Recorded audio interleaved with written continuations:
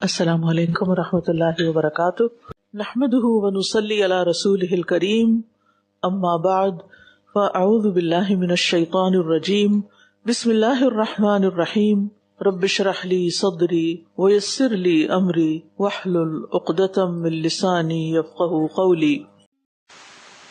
وعد اللہ الذین آمنوا منکم، وعدہ کر رکھا ہے اللہ نے ان لوگوں سے جو ایمان لائے تم میں سے، وعملوا الصالحات، اور نیک عمل کیے۔ کس چیز کا وعدہ؟ لَيَسْتَخْلِفَنَّهُمْ فِي الْأَرْضِ، البتہ ضرور خلیفہ بنائے گا ان کو زمین میں۔ كَمَا اسْتَخْلَفَ الَّذِينَ مِن قَبْلِهِمْ، جس طرح اس نے خلیفہ بنایا ان لوگوں کو جو ان سے پہلے گزرے۔ وَلَيُمَكِّنَنَّ لَهُمْ دِينَهُمْ، اور البتہ ضرور ثابت کرے گا ان کے لیے ان کے دین کو، قائم کرے گا ان کے لیے ان کے دین کو۔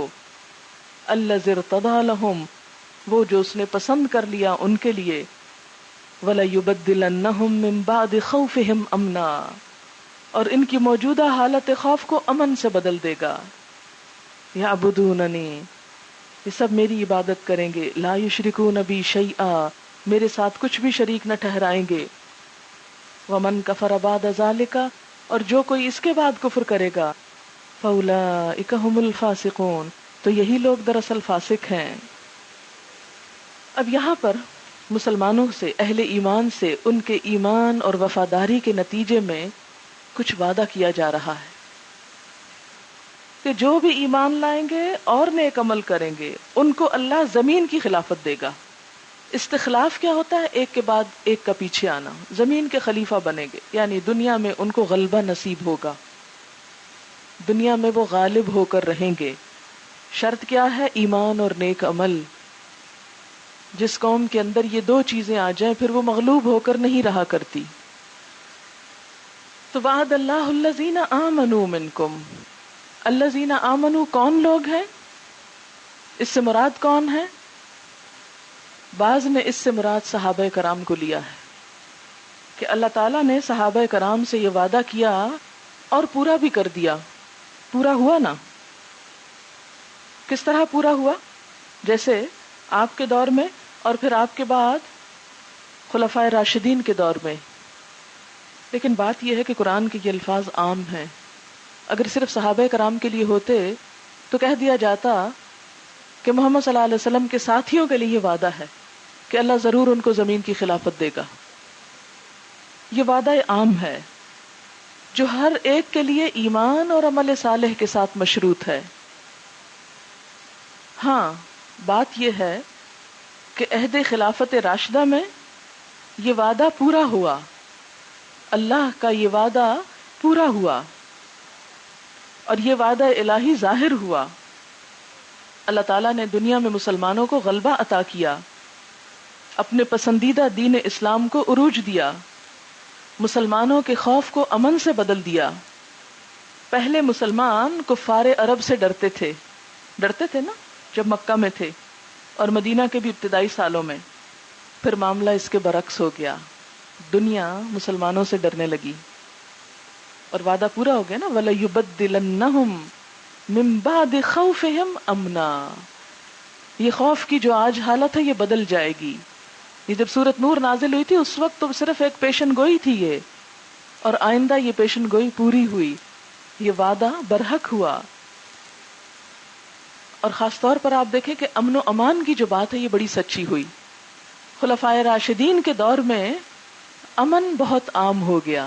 امن، نبی صلی اللہ علیہ وسلم نے جو پیشن گوئیاں کی تھی اس میں ایک پیشن گوئی یہ بھی تھی کہ ہیرا سے ایک عورت تنے تنہا چلے گی اور بیت اللہ کا آ کر طواف کرے گی اور اسے کوئی خوف اور خطرہ لاحق نہ ہوگا۔ کسریٰ کے خزانے تمہارے قدموں میں ڈھیر ہو جائیں گے، چنانچہ ایسا ہی ہوا۔ یہ صحیح بخاری کی روایت ہے۔ ایک تابعی ہیں، وہ کہتے ہیں کہ میری آنکھوں نے خود اس پیشن گوئی کو سچا ثابت ہوتے دیکھا کہ ایک عورت تنہا زیورات سے لدی ہوئی اونٹ پر سوار آئی اور طواف کیا، عمرہ کیا اور واپس چلی گئی۔ یعنی اتنا امن امان تھا کہ عورتوں کو تنہا سفر کرنے میں کوئی خوف لاحق نہیں تھا۔ پھر اسی طرح کسریٰ کے خزانے تمہارے قدموں میں ڈھیر ہوں گے، آپ کو پہلے بھی بتایا تھا کہ حضرت عمر رضی اللہ تعالیٰ عنہ کے دور میں کسریٰ کا جو تاج تھا جو اتنا بھاری تھا کہ کسریٰ اس کو سر پہ رکھ نہیں سکتا تھا، لٹکا کے بیٹھتا تھا اور سر اس میں ٹکاتا تھا، حضرت عمر کے قدموں میں لا کے رکھا گیا. اور اسی طرح آپ صلی اللہ علیہ وسلم کو زمین سمیٹ کر دکھائی گئی. ویسے تو زمین گول ہے نا، ایسے گلوب کی شکل میں ہے، تو اس ساری کو جتنے حصے میں آپ کے امت کو چھانا تھا وہ سارا حصہ آپ کے سامنے لا کے دکھایا گیا کہ آپ کے بعد آپ کی امت یہاں تک پھیل جائے گی. اگر کوئی بھی اٹلس اویلیبل ہو کسی لائبریری میں تو اس میں خلفائے راشدین کا دور دیکھیں کہ جہاں تک مسلمانوں کی حکومت پھیلی، اور اس کے بعد بھی. اور اس کے بارے میں بھی حدیث آتی ہے، اللہ تعالیٰ نے زمین کو میرے لیے سکیڑ دیا، بس میں نے اس کے مشرقی اور مغربی حصے دیکھے. ان قریب میری امت کا دائرہ اقتدار وہاں تک پہنچے گا جہاں تک میرے لیے زمین سکیڑ دی گئی. اور پھر ہم دیکھتے ہیں کہ تھوڑے ہی عرصے میں بہت سے ممالک مسلمانوں کے زیر نگین آ گئے، فارس، شام، مصر، افریقہ اور دور دراز کے ممالک. اچھا، حضرت صدیق اکبر کے زمانے میں کہاں تک جا چکے تھے؟ جی ہاں، مصر کا محاصرہ، اسی طرح بلاد فارس اور بلاد شام تک کی سرحدوں کو پہنچ چکے تھے مسلمان. بصرہ اور دمشق آپ کے دور میں فتح ہوئے تھے، اور دوسرے ملکوں کے بھی بعض حصے. اسی طرح جب آپ کی وفات کا وقت آیا تو اللہ تعالیٰ نے آپ کے دل میں حضرت عمر کی خلافت کا خیال ڈالا. جب عمر بن خطاب جو تھے وہ خلیفہ ہوئے تو انہوں نے اس زمین پر ایسا نظام قائم کیا کہ آسمان نے اس کے بعد زمین پہ ایسا عادلانہ نظام کہیں نہیں دیکھا. جب آپ کے دور میں ایک دفعہ زلزلہ آیا تھا، حضرت عمر نے زمین پہ پاؤں رکھ کے کہا ہے، زمین تھم جا، کیا تو نہیں جانتی کہ عمر تیری پیٹھ پہ عدل کرتا ہے؟ وہ عدل کی بات پیچھے ہوئی نا. اور ہم دیکھتے ہیں کہ ان کے زمانے میں ملک شام پورا فتح ہو گیا، پورا مصر، فارس یعنی ایران کا اکثر حصہ. انہی کے زمانے میں کیسر و کسریٰ کی کیسری اور کسروی کا مکمل خاتمہ ہو گیا. آپ صلی اللہ علیہ وسلم نے پیشن گوئی کی تھی کہ اذا ہلک قیصر فلا قیصر بعدہ، اذا ہلک کسریٰ فلا کسریٰ بعدہ. جب یہ ختم ہو جائیں گے تو اس کے بعد ان کی بادشاہت ختم ہو جائے گی اور دوبارہ یہ ابھر نہ سکیں گے، اور تاریخ گواہ ہے کہ اس کے بعد یہ کبھی نہ ابھر سکے. اسی طرح حضرت عثمان رضی اللہ تعالیٰ عنہ کی خلافت کا دور آیا تو یہ اور زیادہ زمین وسیع ہو گئی مسلمانوں کے لیے.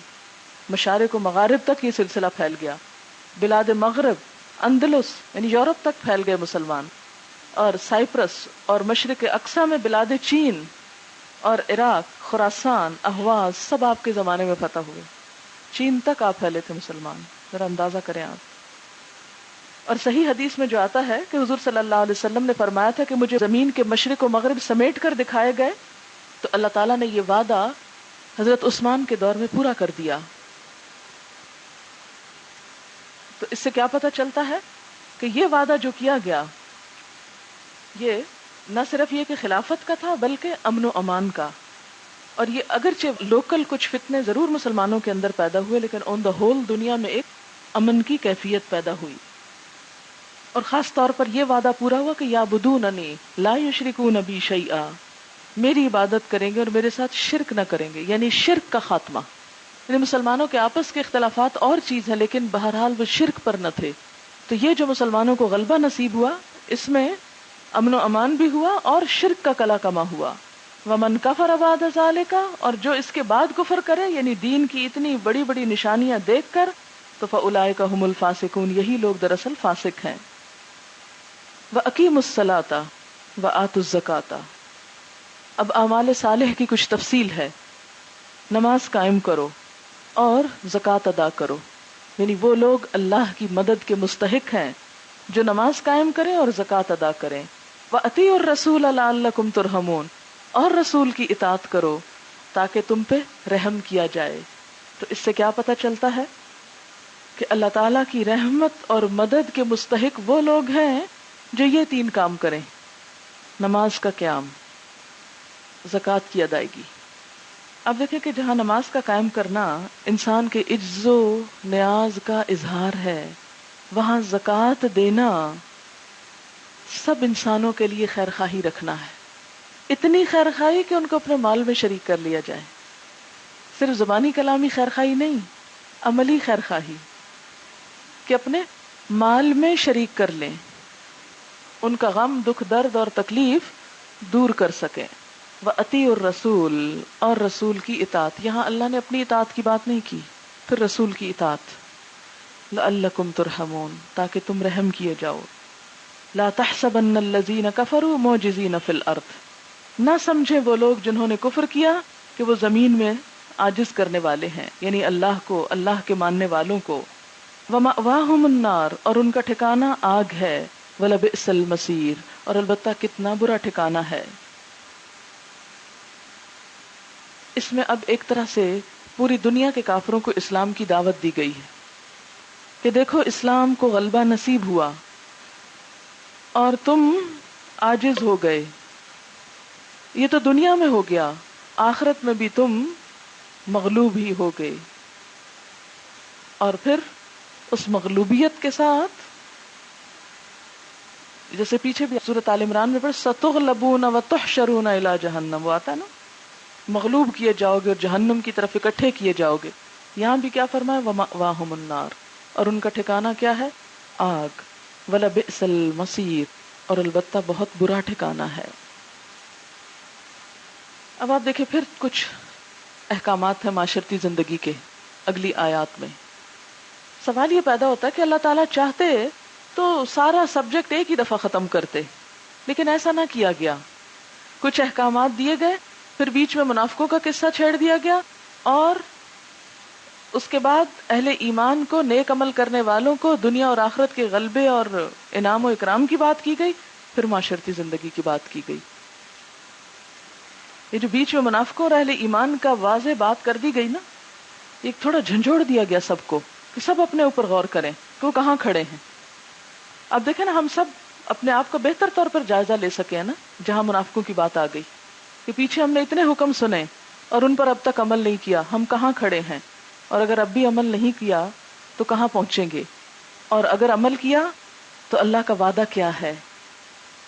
آج دیکھیں کہ مسلمانوں کے ساتھ اللہ کا وعدہ غلبے کا کیوں پورا نہیں ہوتا؟ کیوں آج دنیا میں مسلمان ذلیل و رسوا ہیں؟ اس کی بنیادی وجہ یہی ہے کہ قرآن پڑھتے ہیں، عمل کوئی نہیں کرتے. بڑی بڑی باتیں، بڑے بڑے نعرے، بڑی بڑی نعتیں، بڑی بڑی نظمیں، بڑے بڑے جلوس، سب کچھ ہے، عمل کچھ نہیں. تو اللہ کے یہ وعدے عمل کے ساتھ پورے ہوتے ہیں، اور جو قوم بھی ان وعدوں پہ پورے اترے گی اللہ کی مدد اس کے ساتھ ہے، خواہ وہ دنیا کے کسی حصے میں، کسی دور میں بھی کیوں نہ ہو. آج سب سے زیادہ کوتاہی جو مسلمانوں کے اندر ہے وہ عمل کی کوتاہی ہے. اب پڑھنے پڑھانے بھی بہت لگ گئے، اویئرنیس یہ ہو رہی ہے کہ دین پڑھنا چاہیے، اور یہ پوری دنیا میں ایک لہر ہے، صرف پاکستان میں نہیں، ہر جگہ پر یہ چیز موجود ہے. ہر جگہ یہ احساس ہو گیا مسلمانوں کو کہ ہمیں اپنا دین سیکھنا چاہیے. رات ہی ایک خط مجھے ملا، ایک ڈاکٹر ہیں امریکہ میں، انہوں نے کئی کیسٹ سنی، پھر منگوائی، ان کو بھجوائی گئی. پھر ان کا کچھ 4 صفحوں پہ مشتمل لمبا چوڑا خط آیا. انہوں نے کچھ سجیشنز دی ہوئی، اور انہوں نے لکھا کہ میرا دل چاہتا ہے کہ میں کیسٹس پوری دنیا میں سرکولیٹ کروا دوں، کہ اتنے آسان طریقے سے قرآن کو سمجھایا گیا کہ ہمیں سمجھ میں آنے لگ گیا. تو ہم آپ کی ٹیپس کو انڈیویجولی کلاسز میں، گروپس میں ڈسکس کر رہے ہیں کہ کچھ گروپ ایسا ہے کہ جیسے اردو اچھی سمجھتے ہیں، ایک میڈیوکرز ہیں جن کو پوری سمجھ نہیں آتی، تو ان کے ساتھ ہیلپرز ہیں جو پہلے سنواتے ہیں، پھر اس کے بعد بند کر کے بیچ میں انگلش میں ایکسپلین کرتے ہیں، اور پھر ایک تیسرا گروپ ہے جن کو بالکل اردو نہیں آتی، تو جو لوگ اس میں سیکھتے ہیں پھر وہ ادھر. تو یہ ہے کہ بہت ساری انہوں نے بہت اچھی اچھی سجیشنز اور بھی دی ہوئی تھی. اب یہاں تک تو ٹھیک ہے کہ بڑا احساس ہو گیا مسلمانوں کو کہ ہمیں اس تعلیم کو عام کرنا چاہیے اور دین سیکھنا چاہیے. اور یہ جو بڑے بڑے کراؤڈز نظر آتے ہیں یہ اسی سوچ کا نتیجہ ہے. لیکن یاد رکھیں اللہ اس کراؤڈ کو نہیں دیکھتا، اللہ اس مخلصانہ ایمان کو دیکھتا ہے جو اندر ہے. اگر وہ نہیں اور عمل میں سستی ہے تو صرف علم فائدہ نہ دے گا. نبی صلی اللہ علیہ وسلم نے فرمایا من ابطأ به عمله لم يسرع به نسبه، کہ جس کا عمل سست ہوا اس کا حسب نسب اس کو کوئی فائدہ نہ دے گا. حسب نسب اس پہ بڑا فخر ہوتا ہے نا کہ ہم فلاں فیملی سے بلونگ کرتے ہیں، لوگ ساری ساری زندگی اسی کو لیے بیٹھے رہتے ہیں. تو یہ اصل میں سمبل ہے نا، نسل پہ فخر ہر دور میں ہوتا رہا ہے. تو اگر کسی کو بھی کسی چیز پر فخر ہے تو وہ اللہ کے ہاں کچھ فائدہ نہیں دیتا. اللہ کے ہاں جو چیز فائدہ دیتی ہے وہ کیا ہے؟ وعد اللہ الذین آمنوا منکم وعملوا الصالحات. اللہ کا وعدہ ہے صرف ایمان والوں سے نہیں، نیک عمل کرنے والوں سے. آپ دیکھیں کہ آپ سے بہت سے بچے یہ پوچھیں گے کہ ہم تو اللہ کو مانتے ہیں، پھر ہمارے ساتھ مدد کیوں نہیں اللہ کی؟ اس کا بڑا سمپل جواب ہے اس آیت میں، وعد اللہ الذین آمنوا وعملوا الصالحات. اللہ نے صرف ایمان کا دعویٰ بولنے والوں سے وعدہ نہیں کیا، اس کا وعدہ کس کے لیے ہے؟ ایمان کے ساتھ عمل والوں کے لیے. عمل سے بات بنتی، عمل نہ ہو تو کچھ بھی نہیں. اس لیے ایک بات بھی جو سن لے اس میں بھی ذمہ داری ہوتی، اور جس تک نہیں پہنچی اس کو پہنچا کے اس سے بھی عمل کروانا آپ کی ذمہ داری. لِتَكُونُوا شُهَدَاءَ عَلَى النَّاسِ، سب دنیا پہ گواہی دینی ہے آپ نے تو حق کی. تو اس لیے اللہ تعالیٰ کا یہ طریقہ ہے کہ صرف حکم حکم حکم نہیں سناتے جاتے. اچھا، بہت سی مائیں شکایت کرتی بچے ہماری بات نہیں مانتے. ہوتا کیا ہے کہ مائیں صرف آرڈر کرتی ہیں، حکم حکم حکم، کیونکہ مشینی دور ہے نا. جیسے مشین کو ہم حکم کر دیتے ہیں، ٹائمنگ سیٹ کر دیتے ہیں، الارم لگا دیتے ہیں اتنے بجے اٹھا دینا، اور کسی چیز کی مشین میں کوئی کام کرنا ہے تو اتنی ٹائمنگ اس کی سیٹ کر دیتے ہیں. اور پھر کیا ہوتا ہے، وہ مطیع فرمان مشین بغیر کسی حیل و حجت سرکشی کے آپ کی بات مان لیتی.